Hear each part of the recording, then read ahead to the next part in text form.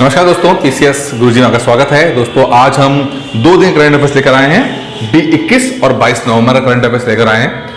सबसे पहले सभी लोगों को गुड मॉर्निंग, जो सुबह 6 बजे ये करंट अफेयर्स देख रहे हैं, और जो लोग दोपहर में देख रहे हैं वो लोग गुड आफ्टरनून, और शाम को देखने वाले गुड इवनिंग कह सकते हैं, और जो लोग रात को देख रहे हैं वो गुड नाइट भी कह सकते हैं। करंट अफेयर्स बहुत इंटरेस्टिंग है। कुल 15 सवाल रहेंगे इसके अंदर, और ना सिर्फ करंट अफेयर्स बल्कि वो सवाल किस तरह से जीएस से कनेक्टेड है वो भी हम देखेंगे, क्योंकि कुछ सवाल मान के चलिए कि इस पीडीएफ से वो डायरेक्टली हो सकता है करंट अफेयर्स से ना पूछे जाए, वो थोड़ा सा आपको जीएस की तरफ लेके जाएंगे, तो आप उसके लिए भी तैयार रहिएगा। यही सिविल सर्विसेज की खासियत है कि करंट अफेयर्स से पूछा जाने वाला सवाल जरूरी नहीं करंट अफेयर्स से पूछा जाए, वो जीएस के रूप में भी पूछा जा सकता है। तो शुरू करने से पहले दोस्तों सभी लोगों से रिक्वेस्ट है कि आप लोग पहले तो चैनल को सब्सक्राइब कर लीजिए, वीडियो को लाइक कर दीजिए, और छोटी सी इन्फॉर्मेशन ये है कि ऑनलाइन कोर्स हम जो है करंट अफेयर्स का दे रहे हैं, आप चाहे तो वो ज्वाइन कर सकते हैं। इसके अंदर मात्र 999 रुपए के अंदर जो आपको एक जो भी चीजें हैं करंट अफेयर्स की जो हम यहाँ पढ़ रहे हैं सुबह, वो तो है ही है, साथ में जो और भी एक्स्ट्रा करंट अफेयर्स है प्लस टेस्ट के रूप में जो है करंट अफेयर्स को याद कराया जाएगा, वो आप कर सकते हैं। उसकी फीस 9919919555 है। चलिए पहला सवाल है, किसे एथलेटिक्स एसोसिएशन का जो है वो अध्यक्ष चुना गया है? जो एथलेटिक कमीशन है जो है, ठीक है, इंडिया की एथलेटिक कमीशन है, एसोसिएशन है, उसका अध्यक्ष चुना गया है IOA, ठीक है। तो वो है मशहूर बॉक्सर और ओलंपिक मेडलिस्ट मैरी कॉम। मैरी कॉम जो है वो IOA की एथलेटिक एसोसिएशन की चेयरमैन बनी, अध्यक्ष बनी है। आपको फिलहाल बताना है कि मैरी कॉम जो है कौन से किससे जुड़ी, वो तो पता ही हो गया, बॉक्सिंग से जुड़ी हुई है। मैंने आपसे बोला कि ओलंपिक मेडलिस्ट कहा मैंने, तो कौन सा मेडल इनके पास है, कौन से रंग का मेडल मैरी कॉम के पास है, देखते हैं कि कितना आपको पता है। और शरत जो है अचंता शरत, ये टेबल टेनिस से जुड़े हुए हैं, इनको भी कुछ अथॉरिटी ने इनको पोस्ट दी हुई है, ठीक है। एक गगन नारंग है, ये निशानेबाज रह चुके हैं, ये तो खैर पहले से ऑलरेडी रिटायर हो चुके हैं। किस राज्य के वन विभाग ने भारत का पहला एलिफेंट डेथ ऑडिट फ्रेमवर्क पेश किया है? Death audit, elephant death audit framework, यानी कि भाई कौन मर रहा है। एलिफेंट्स का क्या होता है कि जब वो जा रहे होते हैं तो ट्रेन बीच से आ गई, टकरा गए, मर गए उससे, तो इस तरह से चीजों को रोकने के लिए यह सुनिश्चित किया जाता है कि कुछ ऐसे कदम उठाए जाएं जिससे कि एलिफेंट सुरक्षित रह सके, इंसान और जानवर प्रकृति के साथ मिलकर रह सके, ठीक है। तो तमिलनाडु ने, ऐसे केस तमिलनाडु में बहुत ज्यादा होता है, तो इस चीज को उन्होंने एक ऑडिट फ्रेमवर्क, एक जो क्या क्या होना चाहिए उस एक तैयार किया हुआ, ये बहुत अच्छी बात है ये, ठीक है। अब जैसे मैंने आपसे पहले भी कहा कि जरूरी नहीं है कि ये सवाल आपसे पूछ लिया जाए करंट अफेयर्स में, ये तो चलो पूछ लिया, ऑडिट के बारे में पूछ लिया, ठीक है। इंडिया का पहला है, ये ध्यान रखिए, तो इंपॉर्टेंट है, इंडिया का पहला है तो इंपॉर्टेंट है। लेकिन अगर एलिफेंट जुड़ा हुआ है और मुझे करंट अफेयर्स का नहीं डालना है, मैं कहता हूं जीएस से डालेंगे, तो जीएस में जब आएगा तो वो आएगा प्रोजेक्ट एलिफेंट। प्रोजेक्ट एलिफेंट, आपने प्रोजेक्ट टाइगर का नाम सुना होगा, एग्जाम में कई बार आ चुका है, प्रोजेक्ट एलिफेंट भी आ चुका है। तो 1992 में, ये डेट 1992 में प्रोजेक्ट एलिफेंट किया गया, जिससे कि एलिफेंट कॉरिडोर्स बनाए गए, यानी कि वो रास्ते के एलिफेंट यहां से जाएंगे और ट्रेन यहां से जाएगी, इस तरह से होगा, ठीक है, जिससे कि सुरक्षित रह सके। और 12 अगस्त को वर्ल्ड एलिफेंट डे मनाया जाता है। चलो ये भी हो गया। अगर पता, एक सवाल पूछा गया था कि एलिफेंट, एक होती है रेड डेटा बुक, हर साल किताब छपती है रेड डेटा बुक, उसमें क्या होता है कि जो स्पीशीज होते हैं जो खतरे में होते हैं या विलुप्त हो चुके हैं, उनका लिस्टिंग तैयार की जाती है। तो पहले मुझे ये बताइए कि जो एलिफेंट है वो किस तरह का जानवर है? ये मतलब इसे बहुत बढ़िया करके जी रहा है, कोई दिक्कत नहीं है, या एंडेंजर्ड है, खतरा है उसको, कि या एक्सटिंक्ट हो चुका है, ठीक है। तो किस तरह का ये वल्नरेबल है, किस तरह का है, कि वल्नरेबल होता है, एक्सटिंक्ट होता है, एंडेंजर्ड होता है, या नॉर्मल है? तो किस तरह का जानवर है ये? अभी वीडियो को रोक दीजिए और इसका जवाब दीजिए कि जो एलिफेंट है वो एक्सटिंक्ट हो गया है, खत्म हो चुका है, या आप कहेंगे कि वल्नरेबल है, बहुत कमजोर है, या एंडेंजर्ड है, विलुप्त होने के कगार पे है, या नॉर्मल है?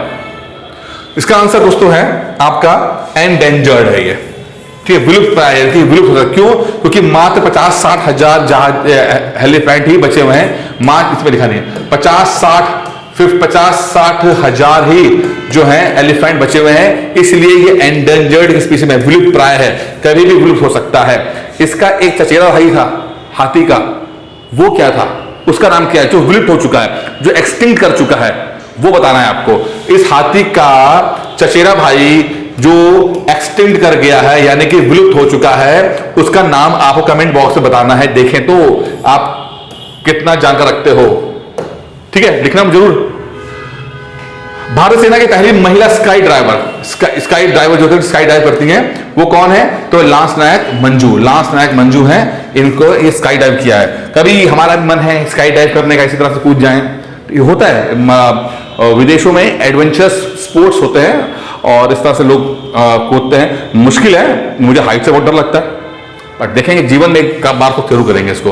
और आप भी जब पीसीएस बन जाना तो चुपचाप घर से बिना बताए, घर वाले जाने नहीं देंगे तो निकल जाना और वहां जाकर करके आना। एक्सपीरियंस एक बड़ा इनोवेटिव एक्सपीरियंस है। तो आप मुझे बताओ कि कौन कौन है जो स्काई डाइविंग करना पसंद करेंगे। जो करना पसंद करेंगे जैसे दीजिएगा, जो करना पसंद नहीं करेंगे नो कर दीजिएगा। हाल ही में ईडी के निदेशक एस.के. मिश्रा का कार्यकाल बढ़ा दिया गया, जो 1 साल के लिए बढ़ा दिया गया है। 1 साल के लिए ईडी के निदेशक एस.के. मिश्रा बढ़ा दिया गया। लेकिन सवाल ये नहीं आएगा, कि सवाल कभी नहीं आएगा।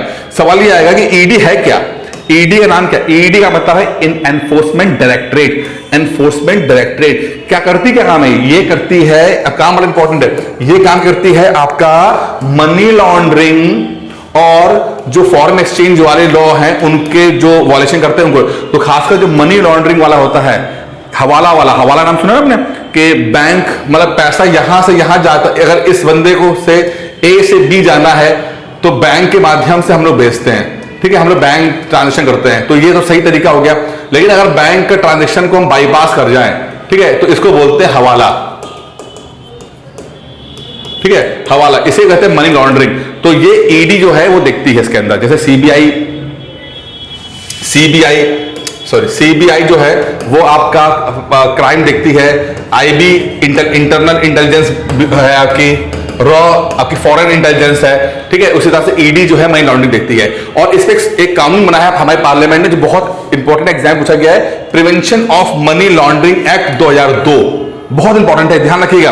Prevention of money laundering act 2002 बनाया गया था, जो कि एनफोर्स हुआ है 2005 में, ठीक है। और सवाल पूछा गया था prevention of money laundering act कब बना था, 2002 में बना था, ठीक है, जो कि एनेक्ट हुआ है 2005 के अंदर। तो मैं हमेशा कहता हूं कि इनको याद रखिएगा, ये बहुत इंपॉर्टेंट हुआ था पीसीएस के लिए। चलिए आगे देखते हैं।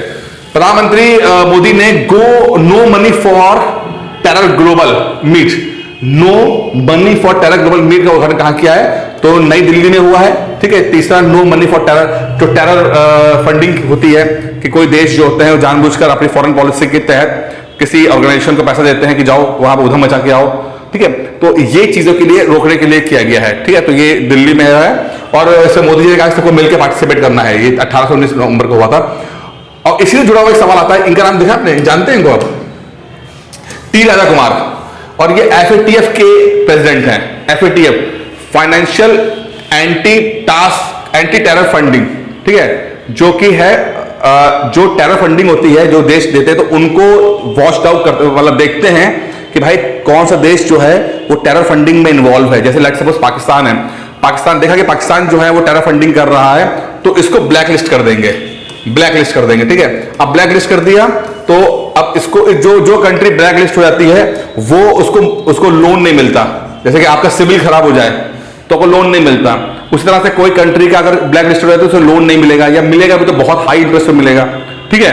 तो अभी पाकिस्तान जो था वो ग्रे लिस्ट में था, यानी कि ब्लैक लिस्ट से पहले आती है ग्रे लिस्ट, मतलब कि भाई बताओ, मतलब ऐसा है कि उसको बिल्डिंग से लटका दिया है और बोल रहे हैं टांग पकड़ के, बताओ टेरर फंडिंग करोगे, अगर बोलेगा नहीं हम करेंगे तो छोड़ देंगे, नीचे जाएगा, सीधे जाएगा, ब्लैक लिस्ट हो जाएगा। लेकिन टांग पकड़ रखी है तो उसने कहा कि नहीं हम आपकी बात मान लेंगे। तो पाकिस्तान बहुत दिनों तक उसकी वो ग्रे लिस्ट में रहा, टांग पकड़ रखी थी, बाद में अब वो नॉर्मल लिस्ट में आ गया, व्हाइट लिस्ट में आ गया है, ठीक है। आजकल उसे नॉर्मल कर दिया क्योंकि उसने कुछ बातें मान ली हैं। अब इंडिया से कितना सेटिस्फाइड हुआ है नहीं हुआ है वो अलग बात है, ठीक है। ये एफएटीएफ के प्रेसिडेंट है टी राजा कुमार, और ये इंडिया नहीं सिंगापुर से आए हैं, ठीक है। हाल में ही संपन्न हुए पूर्वोत्तर ओलंपिक खेलों में कौन शीर्ष पर रहा, तो पूर्वोत्तर के ओलंपिक खेल थे, नॉर्थ ईस्ट ओलंपिक गेम्स जो थे वो मेघालय में हुए हैं, मेघालय के अंदर ये आपके हुए हैं। और इसमें मणिपुर टॉप किया है, मणिपुर ने सबसे ज्यादा मेडल लेकर टॉप किया है, और हुए कहां है, मेघालय 2022 के अंदर हुए हैं, ठीक है। और नाम क्या लिखा है, एन एक्सप्रेशन ऑफ सॉलिडिटी, भाईचारा बढ़ाने के लिए, ठीक है। तो मणिपुर ने सबसे ज्यादा मेडल जीते। मणिपुर वैसे ही बॉक्सर के लिए बहुत ज्यादा फेमस है। और मणिपुर अगर जीएस में देखें तो लोकटक झील के लिए बहुत इंपॉर्टेंट है। लोकटक झील, the world's only floating lake बोला जाता है, the world's only floating lake. Loktak exam में पूछा, जीएस में पूछा गया है, लोकटक झील कहां है, तो है मणिपुर के अंदर, ठीक है। और ये फेमस क्यों है, क्योंकि जो आप ये देख रहे हो ना, ये जो यहाँ पे इसके अंदर ये जो है, ये उसे बोलते हैं फुंडी, फुंडिस बोलते हैं। ये जो घास और अलग अलग, तो ये सब इसके तैरती रहती हैं, तो लोकटक झील से बोलते हैं। लोकटक झील जो कि मीठे पानी की झील है, और फुंडिस इस तरह की चीजें तैरने के कारण इससे फ्लोटिंग लेक कहा जाता है, ठीक है। और ये बहुत अच्छी है और मणिपुर के अंदर है, फॉर फेमस, एग्जाम के हिसाब से बहुत ज्यादा फेमस रहती है, पढ़ लीजिएगा। वाराणसी में काशी तमिल समागम के संपन्न किसने किया, तो मैंने पहले ऑलरेडी बताया, काशी तमिल समागम जो है वो वाराणसी में हुआ था और मोदी जी ने इसको संपन्न कराया।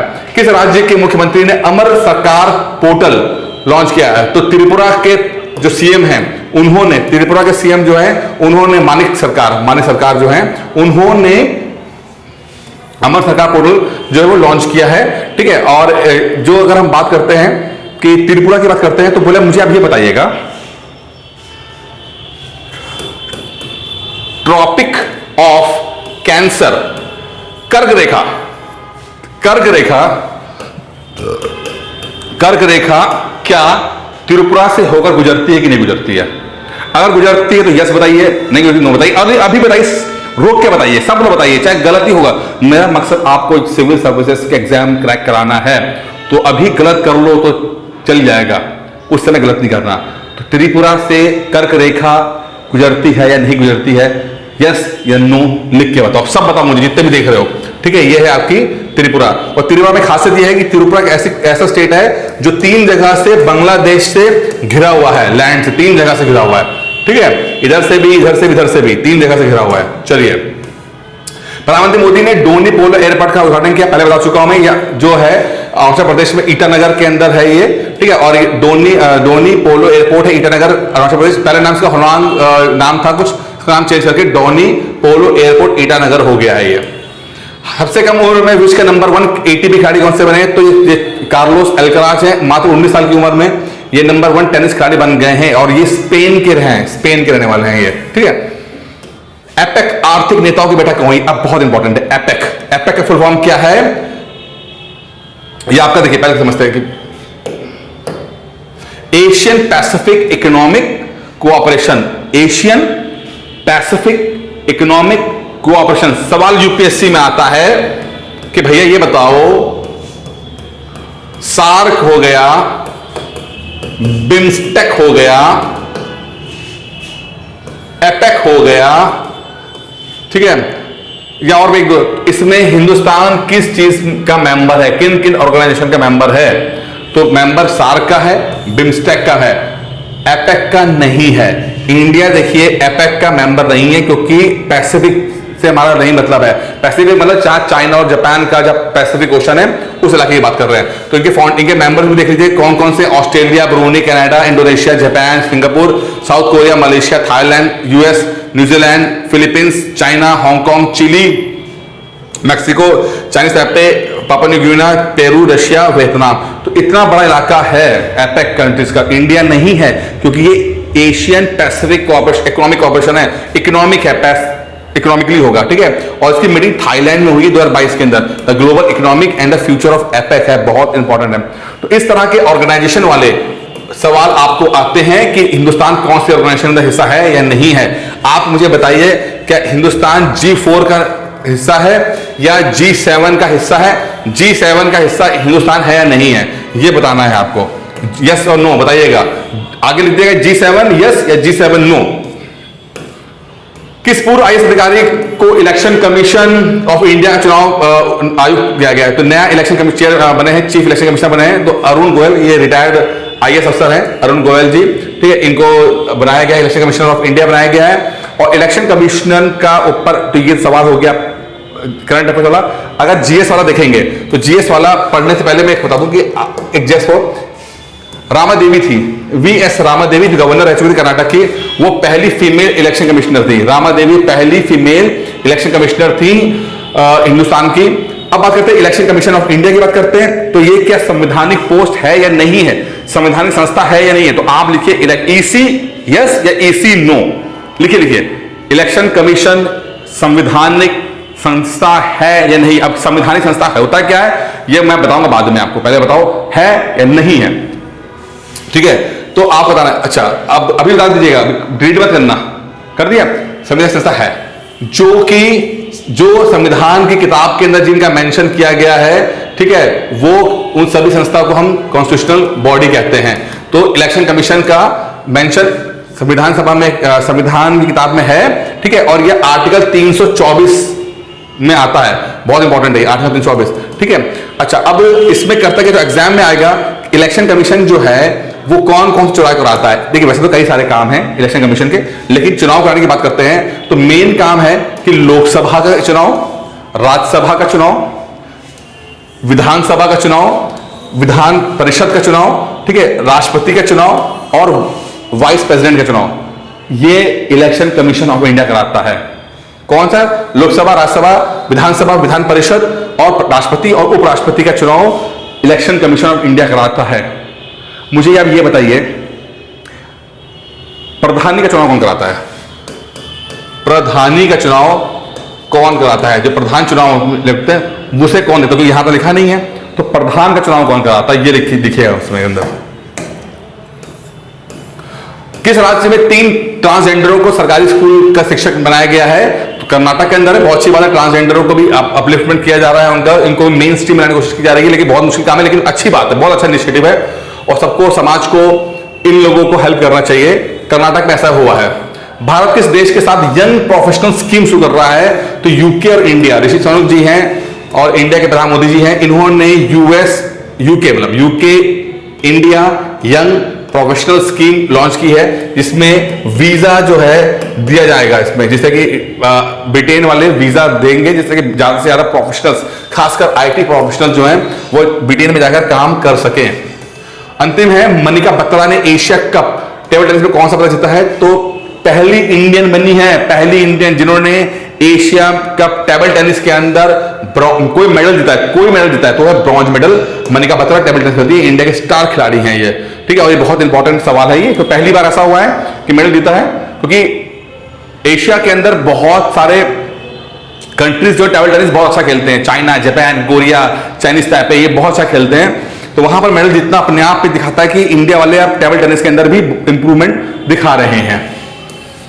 बाकी दोस्तों खत्म से पहले जो टेस्ट सीरीज है करंट अफेयर्स में बताई थी मैंने आपको, biggest test series for UPPCS 2023 pre के लिए है, जो लॉन्च हो चुकी है, बड़ा इंटरेस्टिंग है बहुत। इसको शेड्यूल वाइज कराया जाता है, ये देखिए कि आपको टॉपिक दर टॉपिक कवर कराया जाएगा, ठीक है, और नए और एडवांस क्वेश्चन भी होंगे।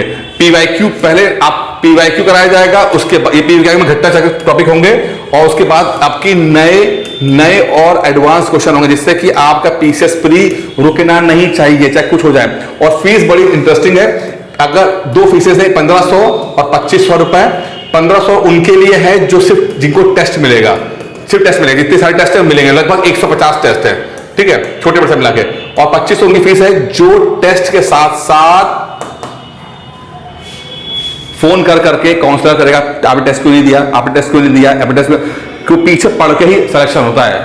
अभी तक आपने पढ़ा बहुत है, बट अब आपको पीछे को पढ़ेगा, तो पीछे पढ़ने वाले आपको सारे टेस्ट कराएंगे, जिम्मेदारी उसके लिए 1000 रुपए एक्स्ट्रा लिया जा रहा है, जैसे कि काउंसलर को आप, तो काउंसलर आप साथ में रहेगा जो आपको पीछे पढ़ के सारे टेस्ट कराएगा। और मैं बताऊं, अगर कोई व्यक्ति ये 150 के टेस्ट फेल हो जाए तो भी पीसीएस बन जाएगा।